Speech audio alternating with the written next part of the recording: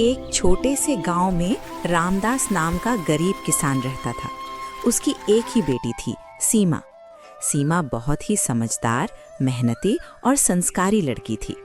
रामदास अपनी बेटी से बहुत प्यार करता था। समय बीतता गया और सीमा बड़ी हो गई। अब रामदास को उसकी शादी की चिंता होने लगी। वो दिन रात मेहनत करता ताकि अपनी बेटी की शादी अच्छे घर में कर सके। एक दिन गांव में एक रिश्ता आया। लड़के का नाम राकेश था। वो शहर में नौकरी करता था। लड़का और उसका परिवार देखने में बहुत अच्छे लगे। राकेश की माँ बोली, हमें लड़की पसंद है, लेकिन शादी में थोड़ा बहुत दहेज तो देना पड़ेगा।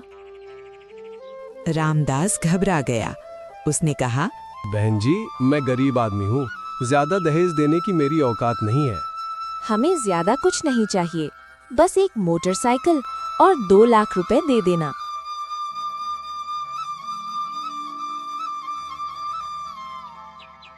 ये सुनकर रामदास के पैरों तले जमीन खिसक गई।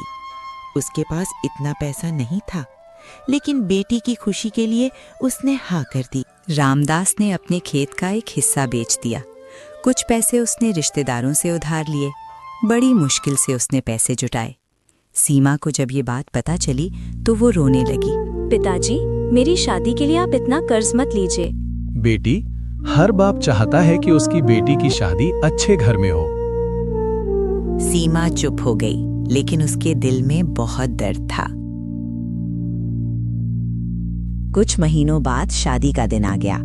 पूरे गांव में खुशी का माहौल था। बारात आई, ढोल नगाड़े बज रहे थे, सब लोग खुश थे। लेकिन तभी राकेश की माँ ने नया पेच डाल दिया।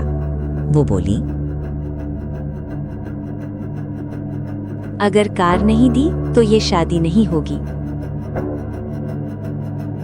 ये सुनकर रामदास के होश उड़ गए। वो हाथ जोड़कर बोला,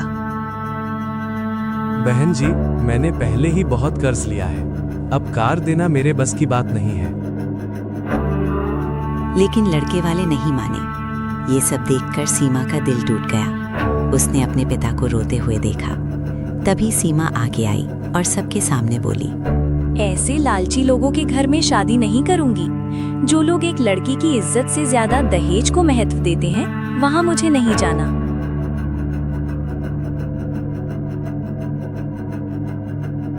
पूरा गांव ये सुनकर हैरान रह गया। राकेश और उसका परिवार शर्म से सिर झुकाकर खड़े रह गए। गांव के लोगों ने भी लड़के वालों की खूब बुराई की। बारात बिना शादी के वापस चली गई। कुछ दिनों बाद गांव में ही एक स्कूल शिक्षक अमित का रिश्ता आया। अमित ने साफ कहा, मुझे दहेज नहीं चाहिए, मुझे सिर्फ एक अच्छी जीवन साथी चाहिए।